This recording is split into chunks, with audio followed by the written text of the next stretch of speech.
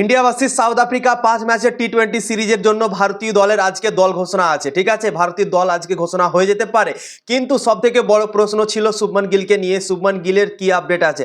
শুভমান গিল কি খেলতে পারবে এই সিরিজটা, না খেলতে পারবে না? তো শুভমান গিলকে নিয়ে অনেক বড় খবর বেরিয়ে আসছে এবং শোনা যাচ্ছে কি শুভমান গিল এই সিরিজটা মিস করতে পারে চোটের জন্য। তোমরা তো দেখেছিলে সাউথ আফ্রিকার বিপক্ষে প্রথম টেস্ট ম্যাচে শুভমান গিলের গলায় চোট লেগেছিল এবং তারপর থেকে সে ওয়ানডে সিরিজেও থাকলো না। এবার শোনা যাচ্ছে টি-20 সিরিজেও সে থাকবে না। তো শুভমান গিল যদি না থাকে তাহলে অভিষেক শর্মার সাথে ওপেন কে করবে? সঞ্জু স্যামসন ওপেন করবে না এসএসবি জয়সওয়াল ওপেন করবে? অনেক বড় বড় প্রশ্ন আছে, কেননা সঞ্জু স্যামসন আগে থেকেই ওপেন করছিল ভারতীয় দল থেকে, তারপর শুভমান গিলকে করা হলো ভাইস ক্যাপ্টেন এবং সঞ্জু স্যামসনের জায়গাটা কেড়ে নেওয়া হয়েছিল, শুভমান গিলকে দিয়ে দেওয়া হয়েছিল। ঠিক আছে, তারপর শুভমান গিল খেলে যাচ্ছিল রেগুলার, কিন্তু এখন শুভমান গিলের চোটের সমস্যা আছে এবং শোনা যাচ্ছে কি চোটের জন্য সে এই সিরিজটা মিস করতে পারে, টি-20 সিরিজ সে নাও খেলতে পারে। তো এসএসবি জয়সওয়াল আর সঞ্জু স্যামসনের জন্য আরো একবার দরজা খুলে গিয়েছে। ঠিক আছে, আরো একবার তারা সুযোগ পেতে চলেছে।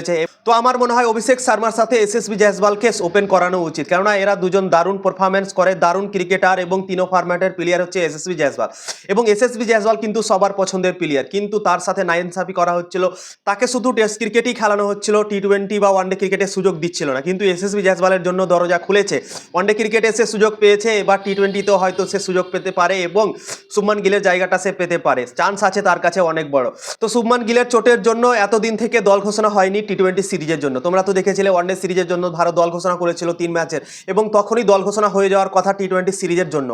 কিন্তু শুভমান গিলের জন্য এতটা অপেক্ষা করা হলো এবং দেখা হলো কি শুভমান গিল টি-20 সিরিজের আগে ফিট হতে পারবে কি পারবে না, তার জন্যই অপেক্ষা ভাই চলছিল। তো সেই অপেক্ষাটা ভাই শেষ, আজকেই দল ঘোষণা হয়ে যেতে পারে ভারতীয় দলের এবং শুভমান গিল আনলাইকলি আছে সে নাও খেলতে পারে এই সিরিজটা। 5 ম্যাচের টি-20 সিরিজ সে মিস করতে পারে, ওয়ানডে সিরিজ মিস করলো, টেস্ট সিরিজও মিস করেছে, তোমরা এক প্রকার ধরে নিতে পারো, কেননা প্রথম ম্যাচটাতে সে ছিল কিন্তু ব্যাটিং করতে পারেনি। ঠিক আছে, তো ধরে নেওয়া যাক কি 3টে সিরিজই শুভমান গিল খেলতে পারলো না সাউথ আফ্রিকার বিপক্ষে।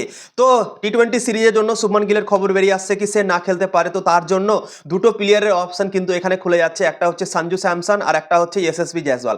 এসএসবি জয়সওয়াল টি-20 ক্রিকেটে আগে ভারতের দল থেকে দারুণ পারফরমেন্স করছিল, অনেক তাবাড়তোড় বিধ্বংসী মিজাজে ব্যাটিং করছিল। তারপর ভারতীয় দল টেস্ট ক্রিকেট নিয়ে ব্যস্ত ছিল এবং ব্যস্ত থাকাকালীন সঞ্জু স্যামসন খেলার সুযোগ পেয়েছিল। ঠিক আছে, ওপেনিংয়ে, এবং সঞ্জু স্যামসন লাগাতার সেঞ্চুরি করে দিয়েছিল এবং সঞ্জু স্যামসনই ফার্স্ট চয়েস হয়ে গিয়েছিল ভারতীয় দলের। তারপর শুভমান গিলকে নিয়ে আসা হলো, ভয়েস ক্যাপ্টেন করা হলো, দিয়ে শুভমান গিলকে দিয়ে দেওয়া হলো ওপেনিং এর জায়গাটায়। তারপর এসএসবি জয়সওয়ালের জায়গাটা পুরোপুরিভাবে চলে গেল টি-20 ক্রিকেটে। এখন এসএসবি জয়সওয়ালের কাছে আরও একটা সুযোগ রয়েছে। ঠিক আছে, সুযোগ সে পেতে চলেছে এবং সঞ্জু স্যামসন আর এসএসবি জয়সওয়ালের জন্য সুযোগ, এই দুজনের মধ্যেই একজন ওপেন করতে পারে অভিষেক শর্মার সাথে। তোমাদের কি মনে হয় কাকে ওপেন করা উচিত? অবশ্যই কমেন্ট করে জানাতে পারো। এবং আজকে দল ঘোষণা হচ্ছে ভারতের দলের, তো যখনই দল ঘোষণা হবে তোমাদেরকে আপডেট দিয়ে দেবো। ঠিক আছে।